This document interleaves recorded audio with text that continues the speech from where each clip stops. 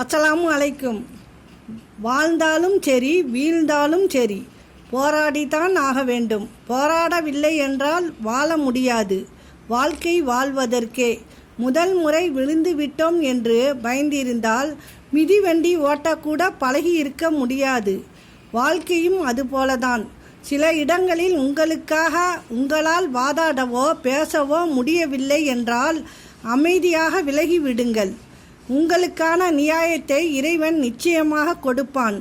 ஓடு. இந்த உலகத்தை நீ சுற்றி பார்க்கும் வரை அல்ல, இந்த உலகம் உன்னை திரும்பி பார்க்கும் வரை.